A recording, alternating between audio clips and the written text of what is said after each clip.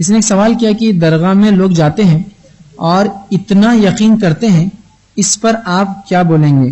دور دور سے تک خاص یہاں جاتے ہیں، اور جہاں تک میں جانتی اور دیکھتی ہوں کہ سعودی عرب میں بھی تعویذ وغیرہ ممنوع ہیں۔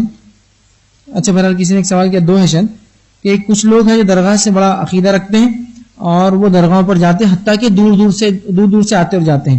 یاد رکھ لیجیے، اب یہ میں نے جیسا کہا کہ ہندوستان میں چونکہ ہم ہندو قوم کے ساتھ بہت زیادہ ہمارے گہرے تعلقات رہے، ہم نے ان سے بہت سے شرکیہ چیزیں اور جو ہے بدعتیں سیکھ لی، جس میں سے یہ بھی ہے کہ ہم اپنے مردہ لوگوں کی قبروں کو پہلے تو عمارتیں تیار کرتے ہیں، اس پر بہترین مقبرے تیار کرتے ہیں، ان مقبروں پر جا کر پھر منت مرادیں اور ان سے نظر و نیاز مانگتے ہیں اور ان سے شرک کرتے ہیں اور ان کے نام پہ قربانیاں کرتے ہیں اور پتہ نہیں کیا کچھ کرتے ہیں۔ یہ تمام تر چیزیں حرام ہیں، ناجائز ہے، نہیں کر سکتا ہے، شرک ہے، بلکہ شرک اکبر ہے۔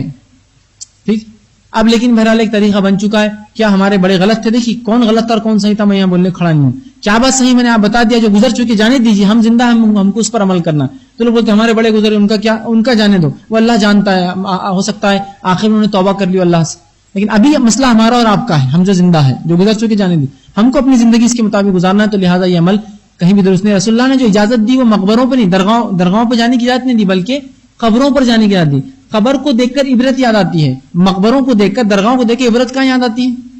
آتی ہے کسی کو؟ جو کچھ حدیث میں الفاظ ہے وہ قبر ہے، قبر کو دیکھیے آپ، مٹی ہے، اس پہ جانور ہے، کیڑے اور مکوڑے رہتے ہیں، آپ بولتے کیا مالدار تھا، لیکن دیکھو دفنا ہوا ہے۔ عبرت مقبروں میں عبرت کہاں ہوتی ہے؟ دیکھیے قبرستان جانے کا واقعہ اور ایک درگاہ جانے کا واقعہ موازنہ کر لیجیے، سمجھ میں آ جائیں گے بات۔ رسول اللہ نے اجازت دی قبروں پر جانے کی، وہ مقبرے نہیں خبریں ہیں، اور وہ بھی مردوں کو جانا چاہیے، یہاں عورتیں جاتی ہیں، ٹھیک ہے، اکثر۔ تو بہرحال دیکھیے اب آپ کو ایک قبرستان جانا ہے، کیسے جاتے ہیں آپ؟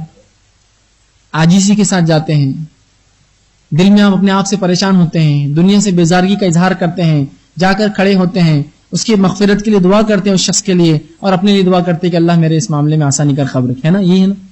اب دیکھیے آپ درگاہ پر جا رہے ہیں، درگاہ پہ جانے سے پہلے عورتیں ایک دوسرے کو فون کرتی، چل رہے کیا؟ قبرستان پہ کرتے ہی کبھی؟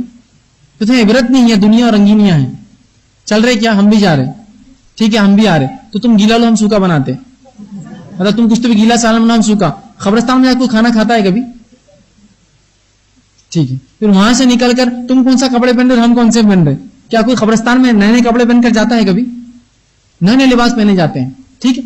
اس کے بعد جب آپ وہاں پہنچ جاتے ہیں تو سب سے پہلے عمارتوں کی تعریف، دروازوں کی تعریف، سونے اور چاندی کے بنے ہوئے ہو، گنبدوں کی تعریف، اور انڈے شتر مرغ کے لٹکے ہیں، اور سونے کی چاندی کی چینیں ہیں، بڑے بڑے خوبصورت غلے، خوشبو کی بالکل ایک دم ہر جگہ وہ ہے، مور کے پر، قیمتی قیمتی آلات، اچھی اچھی چادریں مخمل کے، یہ اس نے 1 لاکھ کا فلاں لا کے ڈالا، اس نے پوری دنیا یاد آ رہی، ادھر سے عورتیں کھڑی، ادھر سے مرد کھڑے ہیں، سب دنیا ہے، سب دنیا ہے، کوئی آخرت یاد نہیں آتی۔ اور اس پر تو حد، پھر ایک مخصوص دن ہوتا ہے، ہارمونیم بھی چالو ہے، ہجڑے بھی بیٹھے ہوئے ہیں، تالیاں بھی بج رہی ہے، اور واہوائی بھی ہو رہی ہے، اور پیسے بھی دی جا رہے ہیں۔ اپنی خبر میں باپ کی جا کے کوئی کرتا ہی ہارمونیم بجاتا ہے اس کے سامنے بیٹھ کر؟